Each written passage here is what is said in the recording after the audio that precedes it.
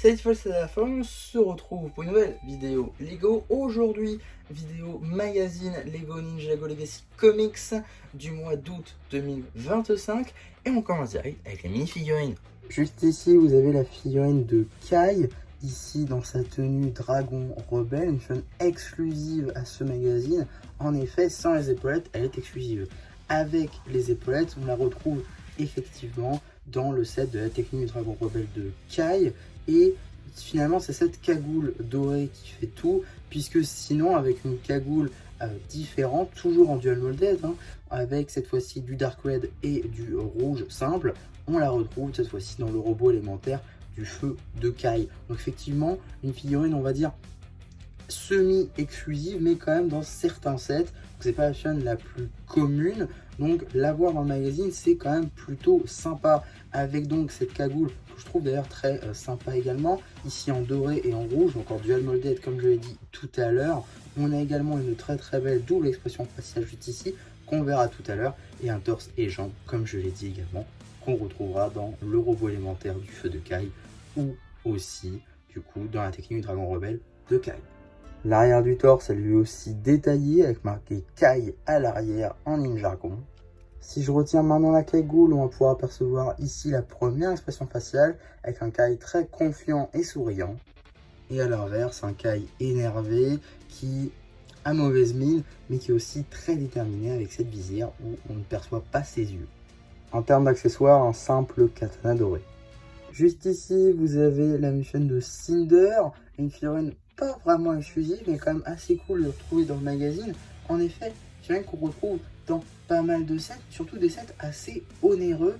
En effet, on la retrouve notamment dans Egalt, le Shadow Dojo ou encore le Buggy Darin. Donc voilà, quelques exemples, là encore, je n'ai pas tout cité. Mais en tout cas, des sets assez onéreux. Pour le Shadow Dojo, on est à 120 €. Pour le Buggy Darin, qui est un set, on va dire, un peu overpriced, on est donc dans les 50 €.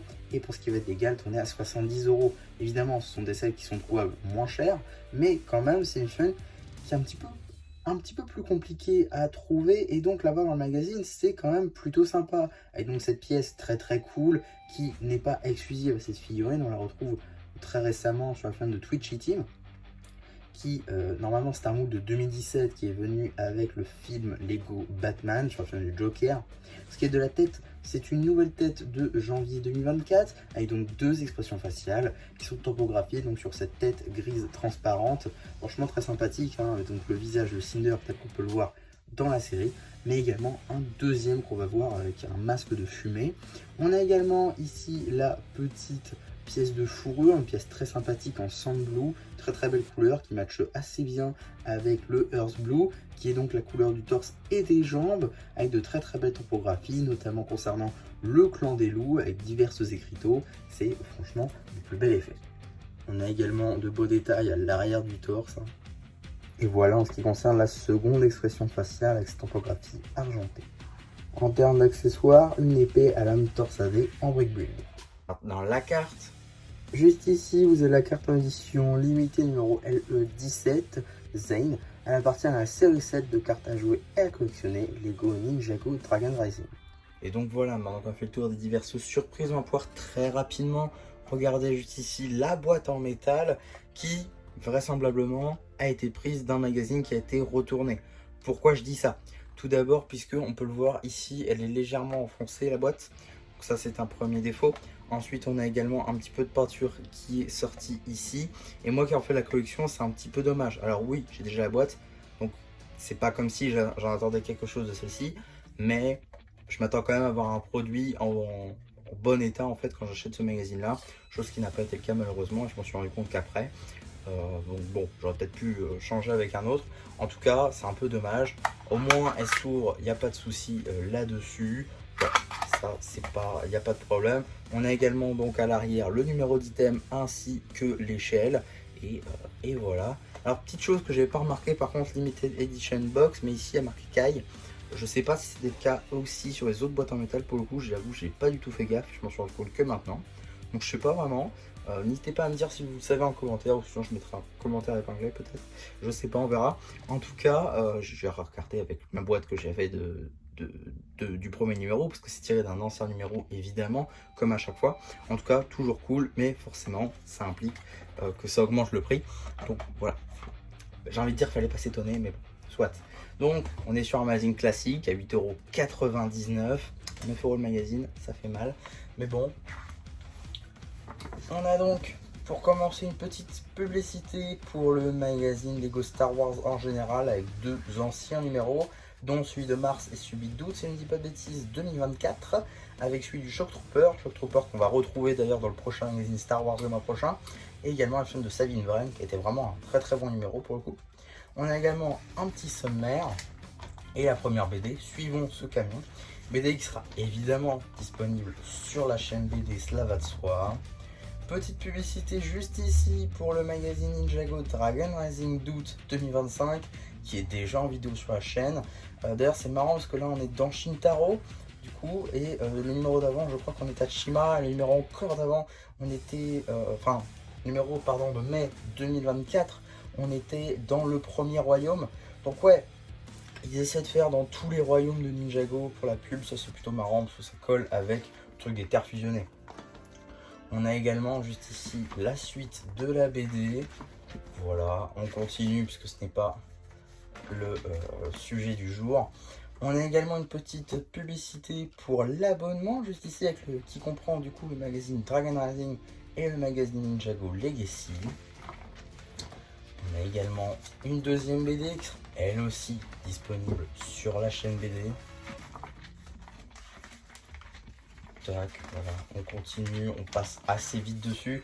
Fin de la BD avec ici une petite phase coloriage où visiblement on peut créer notre propre tenue de ninja, donc ça c'est plutôt cool pour tout ce qui est créativité. On a également un petit poster juste ici, chasse les chasseurs de dragons, les serpents qui se mordent la queue, et également un autre poster avec Sournois, donc le garde-squelette qui est ici en ninjaron, plutôt cool. Également, on a encore du coloriage ici. On peut colorier deux cases de BD. Et avant de passer au prochain numéro, on va s'attaquer aux publicités avec donc une petite publicité pour, je suis désolé, voilà, on va faire ça comme ça. Avec du coup le prochain numéro du magazine Minecraft, toujours du mois d'août, un magazine assez intéressant de par donc le cheval squelette, également un nouveau skin qu'on n'a pas eu. Faudra voir dans cassette il est dispo, j'avoue j'ai pas encore fait mes devoirs. On a également une nouvelle carte, ça va être très sympa, de la nouvelle série Boombastic, sur le 29 août, donc fin du mois, avant la rentrée, ça va être chaud. Et également, juste ici, on a donc une petite publicité pour les cartes Ninjago Dragon Rising série 8, avec du coup les multipacks 2 et Blister 2 qui sont déjà en vidéo ouverture sur la chaîne. Allez voir les shorts. Et donc, qu'est-ce qu'on a dans le prochain magazine Ninjago Legacy Comics? Nous avons Zane contre le roi squelette. Alors, c'est franchement très très sympa. Petit magazine très très très sympa même pour tous les fans, notamment je pense ici de... j'ai plus le mot, super, de Noct et Rox, de par la cape du roi squelette. En effet, on va donc avoir un Zane Evo, dont en vrai, hein, tout le monde en a rien à faire. C'est pas le Zane Evo qui va être important ici. Par contre, ça va être le roi squelette qui va être très important, de par notamment le casque qui n'est plus commercialisé actuellement. Et on a également la cape qui est très importante pour pouvoir améliorer votre Rox et votre Noct. Donc ça va être très très sympa pour ceux qui n'ont pas acheté la cape, que ce soit sur Pick-a-Brick ou alors quand elle était encore dans des sets, puisque là vous allez pouvoir l'avoir, certes pour 9 €, mais ça va être quand même très très sympa. Donc franchement, j'hésite peut-être, déjà j'en prendrai un forcément, donc je vais pouvoir améliorer ma Rox. Par contre, j'ai aussi les versions spectrales que j'ai fait en custom et j'ai pas de cap pour ça.